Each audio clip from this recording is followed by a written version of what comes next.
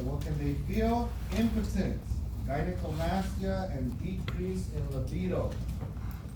Impotence, decreased libido. Right, basically no sex drive and inability to perform or have sexual intercourse. And gynecomastia, now this one is key here. Gynecomastia is breast enlargement for men. Now this happens when you have a bigger ratio of estrogen to testosterone. This will stimulate breast growth. What was your question? No. Okay, so we're reducing the amount of testosterone, so this can end up, right, happening.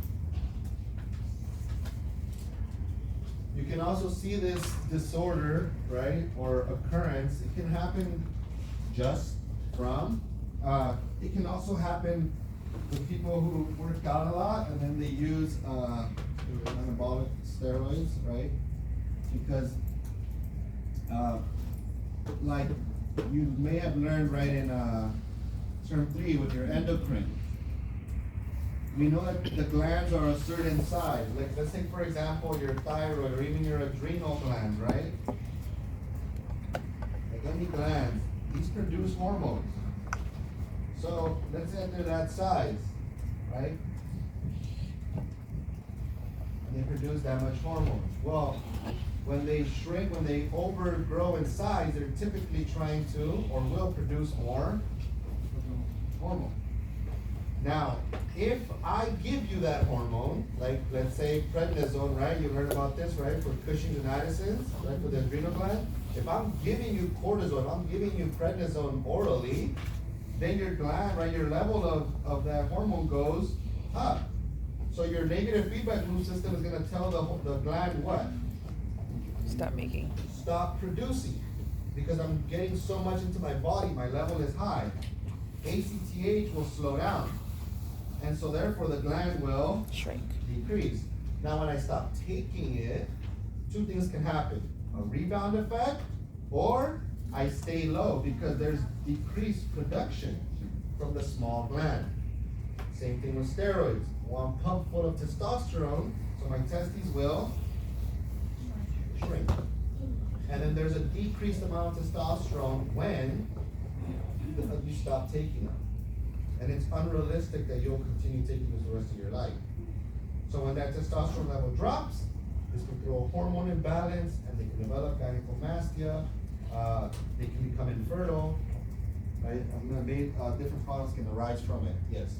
How about guys who gain weight, or because when we gain weight we get like man boobs? Is that the same? Would that be the same? It's more so adipose tissue, because hence if you were to lose weight, it'd probably go away with it too. It really depends on what the mass is, like what tissue is actually grown. So it's more from the steroids use and stuff. Right. Because it could be, like, again, it depends what kind of tissue is the one that's growing. So it can be like this, whether the skin, the fat, or the muscle. Of what's enlarging.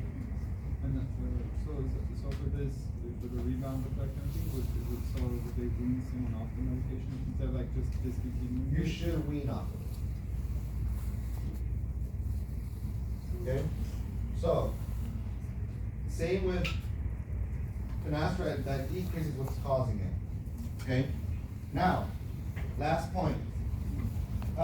Clients who are pregnant or who could become pregnant should avoid contact with finasteride tablets that are crushed or broken with the semen of the client who is currently taking the medication because of teratogenicity.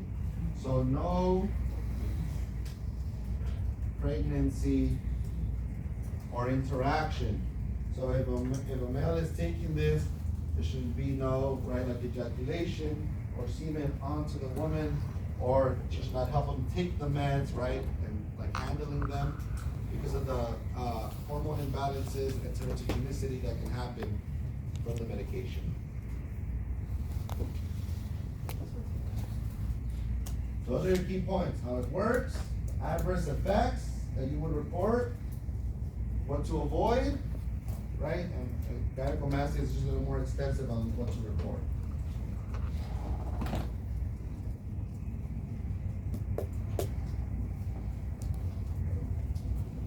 Yes? Sure. All right. Next one, alpha adrenergic receptor antagonist. This is your tamsulosin.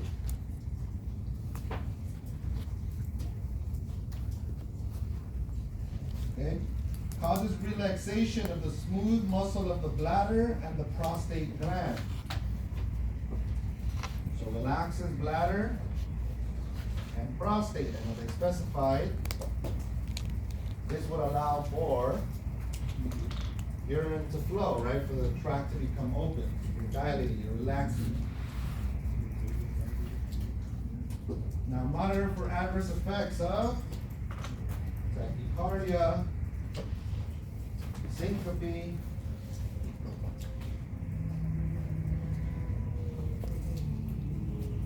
headache, and postural hypotension.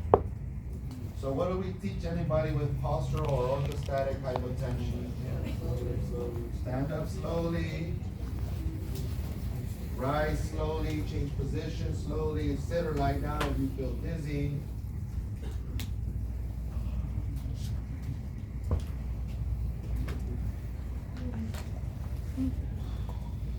Yes? Okay.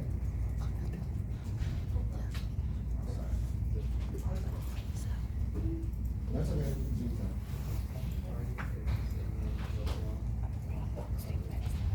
From a rebound effect? No, but temporal will cause tachy.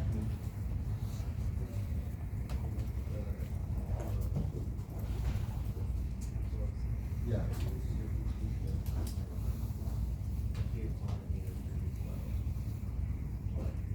The temporal usually reduces both too, though.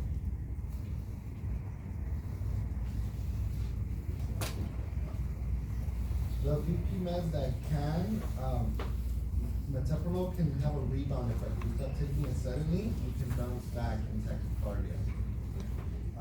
I see what you're saying, like where if we lower blood pressure, your heart rate will speed up. It might be. It makes sense as to why tamsulosin would work that way. I can't think of the blood pressure medication you're thinking about, but I know you mean that effect.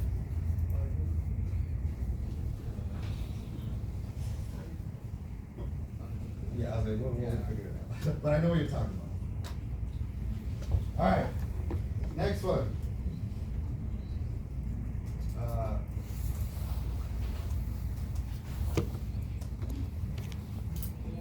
Phosphodiesterase inhibitor, commonly known, or they'll say type 5, phosphodiesterase type 5 inhibitor, also known as PDE5. Medication name is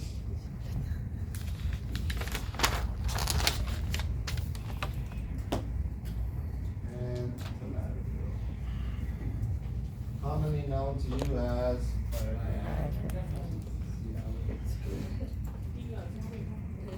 a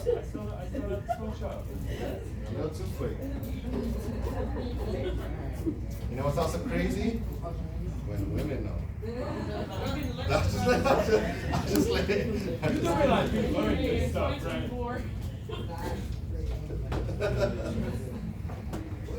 That's what it said in his model.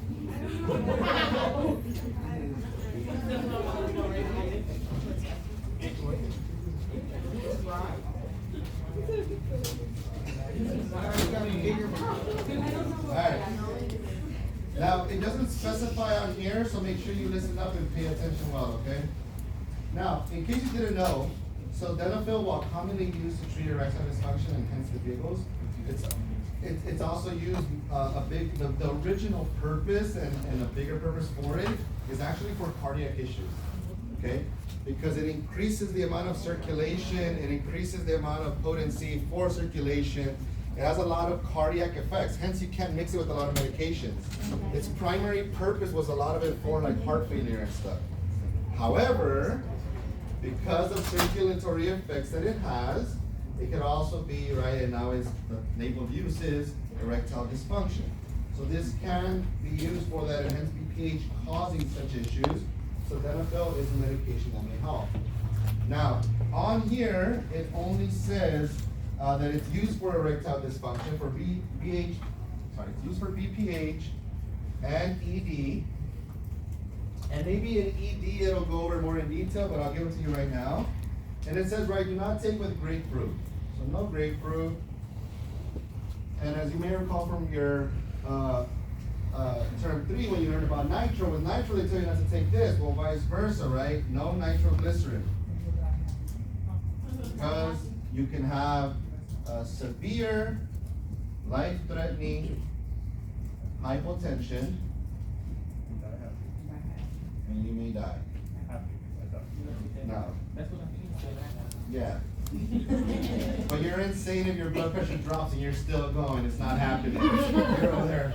You had a panic attack right before dying, I'll tell you that.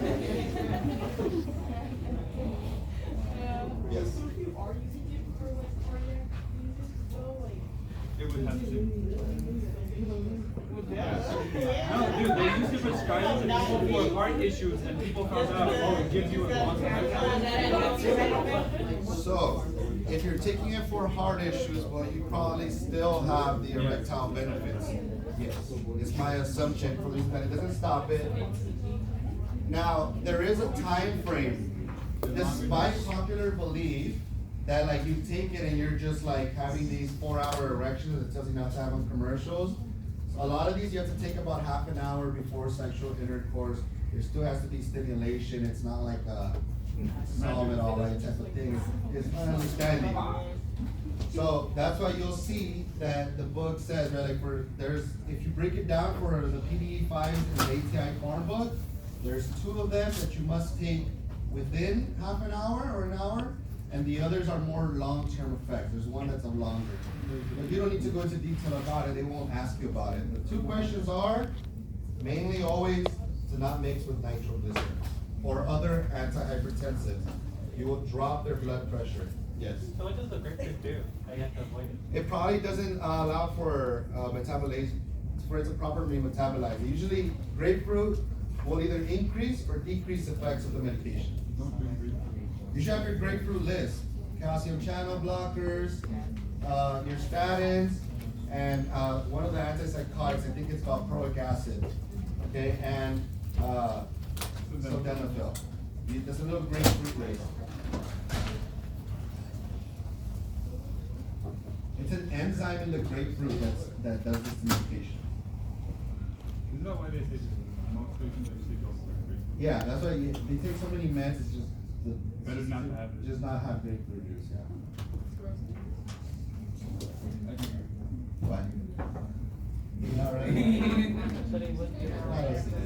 It's like a tick.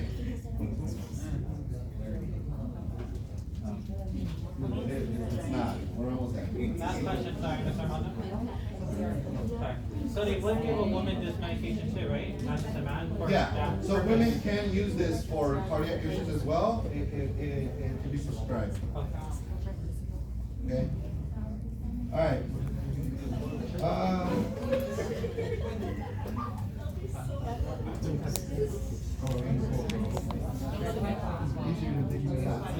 right.